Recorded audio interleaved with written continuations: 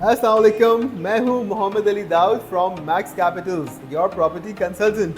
अच्छा जी, आज का जो हमारा टॉपिक है that is if you are looking to buy an apartment, if you are looking to buy an office, if you are looking to buy a shop in a booking project, in an any of plan project, in a new launch. सही जी, जो हम देखते हैं रोडों के ऊपर construction चल रही होती है, जो न्यूली प्रोजेक्ट्स लॉन्च हो रहे होते हैं। तो आज हम बात करेंगे इस टॉपिक पर कि how to get the best deal and how to buy the right project and to how to buy the right property for yourself. सही जी। So today I have listed few topics. इसके ऊपर मैंने कुछ points बनाए हैं ताकि आप लोगों को इंशाल्लाह ये हेल्प होगी, because this video is not only for people living in Pakistan, because this video, this message, this is going to help you. In fact, either if you are living in Bangladesh, you are living in India, you are living in Dubai, you are living in United States of America, you are living in Australia, you are living in New Zealand, Canada, any part of the world, this video inshallah is going to help you to take the decision which is definitely for your family. Alright G, so moving on to step number 1. Again, the step number 1 is going to be the location. Whenever you are looking to buy a property, especially which is not ready, which is under construction, which is off plan, so again you need to decide a location in your mind. जब आप location choose कर लेते हैं, because देखें आज की date में अगर मैं बात करूं कराची के अंदर क्लिफ्टन का एक ब्लॉक है, ब्लॉक 9। अब ब्लॉक 9 के अंदर इस वक्त 6 प्रोजेक्ट्स चल रहे हैं। सही जी। सो अगर मैं चाहूँगा ब्लॉक 9 में प्रोजेक्ट लेना, तो that means I have 6 options. अब इन 6 ऑप्शंस के लिए इट डजंट सूट्स कि मैं जाऊं हर बिल्डर के ऑफिस के अंदर और वहां जाके मैं इसकी इन्फॉर्मेशन दूँ। क्यों? इससे नुकसान क्या है?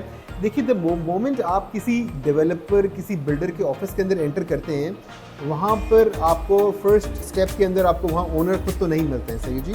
वहाँ पर उनकी एक टीम बैठी होती है, उनके सेल्स एजेंट बैठे होते हैं। अच्छा, जो सेल्स एजेंट बिल्डर के ऑफिस के अंदर बैठा है, वो बिल्डर से सैलरी ले रहा है उस प्रोजेक्ट को बेचने की। सही जी। एंड डेफिनेटली अगर हमें कोई पैसे दे रहा है एक सर्टन चीज़ बेचने की, so we are dedicated and we are focused to talk about that particular thing जो मैं जो खरीदने आप आए मेरे पास। तो जब आप मेरे पास आएंगे और मैं किसी बिल्डर का एम्प्लॉय होऊंगा, तो मैं आपको सिर्फ उस प्रोजेक्ट के बारे में बताऊंगा and all the positive points. सही जी। मैं आपको कभी कोई नेगेटिव पॉइंट इसका नहीं बताऊंगा, बिकॉज मुझे जो पैसे मिल रहे हैं, जो सैलरी मिल रही है, वो इसीलिए मिल रही है ताकि जिस जगह बैठा हूँ इसको मैं आपको बेच सकूँ। So first of all I am going to tell you, you don't have to visit all the builders offices directly. Select a location and then we are going to move on to part number 2. So moving on to step number 2 regarding how to invest in any project which is off plan, which is not ready, which is under construction. So step number 2 is that you have to give this opportunity to your own state agent. अब इसके लिए आपके अपने, क्योंकि देखिए हम कभी ना कभी कांटेक्ट में होते हैं, जब हम किसी एरिया में मूव होते हैं तो कोई ना कोई एजेंसी या कोई ना कोई एजेंट हम उससे ज़रूर कांटेक्ट हम कर चुके होते हैं ना घर लेने से पहले। So the best part is कि give this opportunity also to the state agent you know already. सही जी। स्टेट एजेंट को अपॉर्चुनिटी देने से फ़ायदा ये होगा आपको कि जब आप एक उसको स्पेसिफिक ब्लॉक के बारे में बताएंगे कि जी मुझे यहाँ पर अपार्टमेंट खरीदना है which is on booking, because ताकि मुझे पेमेंट प्लान मिले, तो वो जो एजेंट हैं डेफिनेटली वो उस एरिया के एजेंट हैं, वो उस एरिया में घूम रहा है, वो उस एरिया के दूसरे एजेंट्स के साथ उठता है, बैठता है, तो वो आपको एक बड़ा इजी और एक बड़ी क्लियर पिक्चर दे देगा। अगर किसी प्रोजेक्ट में कोई मसला होगा तो आपको पहले ही बता देगा, जी इस प्रोजेक्ट में तो यहाँ काम रुक गया था, यहाँ पर कोर्ट का स्टे आ गया था, यहाँ पर एनओसीज अप्रूवल्स का मसला था। तो फर्स्ट स्टेप के अंदर ही आप वो चीज़ें माइनस करते रहेंगे उन प्रोजेक्ट्स को जो आपका एजेंट आपको बताएगा जिसके अंदर मसला है। कि देखिए, my point of view on this is that जब आप पैसा लगा रहे हैं, अपना इन्वेस्ट कर रहे हैं किसी प्रोजेक्ट के अंदर, इन द मोमेंट आपको एक भी नेगेटिव पॉइंट मिलता है, एक ह्यूमन साइकी है, तो हम कभी भी उस चीज़ की तरफ नहीं जाएंगे क्योंकि वहाँ पर हमारे पैसे लगने हैं। So moving on to step number 3. So our step number 3 is the commissions. क्योंकि अब हमारे माइंड में ये आ रहा होता है कि अगर हम अपने एजेंट से ये डील लेते हैं तो एजेंट को हमने कमीशन देना पड़ेगा। बिल्डर के पास हम डायरेक्टली जाएंगे तो बिल्डर तो हमसे कमीशन नहीं लेगा डेफिनेटली, क्योंकि उससे हम जाके खरीद रहे हैं। सो आप मेक श्योर कीजिए फर्स्ट इंस्टेंस में ही अपने एजेंट को that he is going to take the commission from the developer. सही जी, ये आप उसको शुरू में क्लियर कर दीजिएगा। क्यों कर दीजिएगा? क्योंकि देखिए नॉर्मली जितने भी कराची के अंदर प्रोजेक्ट्स चल रहे हैं वहाँ पर minimum bare minimum 1% of the total deal value agency को कमीशन मिलता ही है। अच्छा, और ये जो कमीशन है ऐसा नहीं है कि ये बिल्डर की सेल वैल्यू पे इफेक्ट करता है, बिकॉज जो बिल्डर्स होते हैं उनकी प्राइस के अंदर agency commission they have in mind. So ऐसा नहीं होता है कि अगर आप डायरेक्टली जाके लेंगे तो आप ये सोचें कि जो कमीशन है वो बिल्डर मुझे डिस्काउंट दे देगा। नहीं जी, डिस्काउंट आपको एजेंट भी दिलवाएगा, वही जो आप डायरेक्टली बैठ के लेंगे, और इनफैक्ट एजेंट आपको ज़्यादा डिस्काउंट दिलवाएगा। क्यों? क्योंकि जो एजेंट है उसके पास नॉलेज होती है मार्केट की, वो बहुत ईजिली बैठ के बता सकता है बिल्डर के आगे भी आपको कि आज की डेट में अगर आप ये जो चीज़ दे रहे हैं अगर हम कहीं और से जाके लेंगे तो हमें डेफिनेटली इसके ऊपर प्राइसेस के ऊपर हम जाके वी कैन नेगोशिएट फर्दर। सो जब आप एजेंट के साथ जाते हैं तो बिल्डर कोशिश करता है कि वो बेस्ट डील आपके टेबल पे रखे।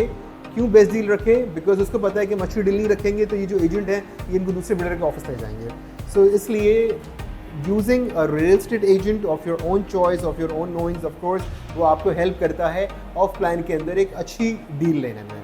एजेंट जो आपके साथ हैं, अब उनसे लेने से आपको फ़ायदा ये होगा, क्योंकि देखिए हम अक्सर ऐसा होता है, देखिए आगे का तो हमें नहीं पता, फ्यूचर का इल्म तो सिर्फ अल्लाह ताला को है, तो हम और आप तो सिर्फ कुछ सोच ही सकते हैं, हमारी जितनी हमारी सोचने की कैपेसिटी उसी हिसाब से। लेकिन नॉर्मली मैं ये देखता हूँ कि लोग जब प्रोजेक्ट में इन्वेस्ट कर देते हैं तो आने वाले 1-1.5 साल के बाद अक्सर ऐसा होता है कि कुछ मामला ऐसे चेंज हो जाते हैं जिसकी वजह से उनको वो स्पेसिफ़िक जो उनकी इन्वेस्टमेंट है उनको कैश आउट करवाना पड़ता है। अच्छा जी, अब जब कैश आउट कराने का टाइम आता है and when you go to the builders office for example after 1 year, देखिए जो बड़े प्रोजेक्ट्स होते हैं उनके अंदर 2-3 ईयर्स तक भी इन्वेंट्री रहती ही रहती है। क्यों रहती है? क्योंकि हर बिल्डर का जो एक सेलिंग का फेज़ होता है वो स्टेप्स के अंदर होता है। फर्स्ट डे के अंदर ही कोई बिल्डर अपनी सारा माल नहीं बेचता है, तो वो अपना 1, 2, 3, 4 फेजेस एंड कंप्लीशन तक इन्वेंट्री अपने पास रखता है। इन्वेंट्री जब उसके पास होती है तो दैट मीन्स कि जब आप डायरेक्टली लेंगे बिल्डर से जाके और बिल्डर के एम्प्लॉय से आप कांटेक्ट करेंगे, वैसे तो 99% केसेस के अंदर 1-1.5 साल के बाद जिससे आपने लिया होगा बिल्डर के एम्प्लॉय से वो वहाँ पर आपको नहीं मिलेगा, सही जी। लेकिन आपका जो एजेंट है वो वहीं बैठा होगा जिससे आपने लिया होगा। तो रीसेल के अंदर आपका एजेंट आपको हेल्प करेगा, जो बिल्डर का एम्प्लॉय है वो रीसेल के अंदर आपकी कभी हेल्प नहीं करेगा। बिकॉज जो बिल्डर का जो देखिए वो हेल्प क्यों करे वैसे भी, क्योंकि जब आप ख़रीद लेते हैं तो ख़रीदने के बाद आप 1-1.5 साल के अंदर एक इतनी अमाउंट पे कर देते हैं जो रीसेल के टाइम पर जो आपके पास बायर आते हैं उनको 1 शॉट देनी पड़ती है। तो बीइंग अ बायर 1 साल बाद के बाद भी जब बिल्डर से जो बायर लेता है उसको ज़्यादा फ़ायदा मिलता है, क्योंकि बिल्डर उसको स्टार्ट से ही जिस तरह आपको बिल्डर ने पेमेंट प्लान के ऊपर ईज़ दिया था वो उसको भी प्रोवाइड करेगा। तो बिल्डर के जो एम्प्लॉय होते हैं वो रीसेल में आपकी हेल्प नहीं करते, लेकिन आपके जो एजेंट होते हैं वो आपकी 100% हेल्प करते हैं। और हेल्प करने का रीज़न नंबर 1 ये होता है कि एक तो वो पहले कमीशन ले चुके हैं इस डील के ऊपर, सही जी। सेकंड फेज़ के अंदर जब वो रीसेल कर रहे होते हैं और रीसेल के अंदर वो आपको प्रॉफिट दिलवाते हैं, ओन जिसे हम कहते हैं, तो ओन अमाउंट के अंदर भी फिर वो आपसे कमीशन डिमांड करते हैं। तो अगेन आपके एजेंट के पास एक और दफ़ा पैसे कमाने का मौका आता है। और देखिए, money is the only motivation. जब आपके एजेंट के पास पैसा कमाने का मौका आप उसको देंगे तो वो कैसे नहीं मेहनत करेगा आपकी रिक्वायरमेंट के ऊपर। अगर आपने बेचना है तो आई गारंटी यू वो आपको बेच के भी देगा आपका एजेंट। ऑलराइट जी, so moving on the next step. The next step is you have to select a project. देखिए, अब आपने अपने एजेंट के साथ एक तो टाइम स्पेंड करना है, लेकिन अब जब टाइम स्पेंड कर रहे हैं तो प्लीज़ ये मेक श्योर कीजिएगा फिर लीजिए भी। ऐसा नहीं है कि अब आपने अगर फॉर एग्जांपल एक 3-4 ईयर्स का प्लान ढूंढ रहे हैं और 3-4 ईयर्स से आपको पता है कि क्लफ्टन का जो एरिया है यहाँ पे मिनिमम 5 to 6 करोड़ का अपार्टमेंट मिलता है, तो उसके लिए अगर आप 3 साल के अंदर अगर 5 करोड़ नहीं दे सकते तो पहली बात है आप वर्किंग मत कीजिएगा। डोंट वेस्ट किसी दूसरे एजेंट का भी टाइम और अपना भी टाइम बचाइएगा। बिकॉज देखिए, ये जो इन्वेस्टमेंट हम करते हैं अपने सुकून के लिए करते हैं, और एक ऐसी इन्वेस्टमेंट जो हमारे सुकून को तबाह करे फिर उस इन्वेस्टमेंट का कोई फ़ायदा नहीं होता, सही जी। So in the next phase you have to select and choose a project. When जो आप सोचें जी अब इस प्रोजेक्ट के अंदर मैंने अपार्टमेंट लेना है, सही जी। And after choosing your project, our next, alright ji, so after choosing the specific project, now it's time you have to check the developers past track, past record, कि ये जो अब XYZ डेवलपर हैं इन्होंने past में कितने projects deliver किए हैं, क्या इन्होंने प्रोजेक्ट्स टाइमली डिलीवर किए हैं, क्या इन बिल्डर के ऊपर कभी कोई ऐसे केसेस हुए हैं, कोई ऐसे मनी लॉन्ड्रिंग के केस हुए हैं जिसकी वजह से इनको भागना पड़ा अपने मुल्क से। तो ये बेसिक चीज़ें होती हैं जो हर इन्फॉर्मेशन आपको ऑनलाइन मिल जाती है। अब आप देखिए, जैसे for example if I talk about myself, if I talk about Max Capitals, so what we do is we only work with the top tier well known developers. सही जी, we don't work with any new developers. जैसे for example हमारे highway की surrounding के अंदर trust me हमें ऐसी opportunities मिलती हैं कि हम एक 10 मिलियन की इन्वेंट्री के ऊपर हमें 10% हमें कमीशन ऑफर हो रहा होता है। बट हमारे लिए या मेरे लिए, हमारी कंपनी के लिए money is not our priority. सही जी, हम चाहते हैं कि हम एक ऐसा, क्योंकि देखें इन द एंड हम सब ने अल्लाह ताला को मुंह दिखाना है और उसकी तो हम भूल नहीं सकते ना इस बात को। तो इसलिए वी मेक श्योर कि we only work with the top builders, ताकि हम भी मेंटल सुकून हमारे लिए भी इंपॉर्टेंट है। ऑफकोर्स अगर अल्लाह ना करे मैं आपको गलत चीज़ दिला दूंगा तो मैं खुद कैसे सुकून में रहूँगा। दिस इज़ नॉट पॉसिबल कि किसी के साथ गलत करूँ और फिर मैं अच्छे की उम्मीद करूँ। So this is not possible, right. So you have to check the developers record. सही जी, after checking the developers record अब आपने चेक करना है ये जो पर्टिकुलर प्रोजेक्ट है XYZ जो प्रोजेक्ट आपने चूज़ किया है, इसकी NOCs एंड अप्रूवल्स। अच्छा, NOCs के अंदर भी you don't have to dig in, क्योंकि देखिए हर बिल्डर अपना सारा डॉक्यूमेंट कोई आपको व्हाट्सएप पे नहीं भेज देगा, आपको दे नहीं देगा। बट बेसिक चीज़ें होती हैं NOC फॉर सेल।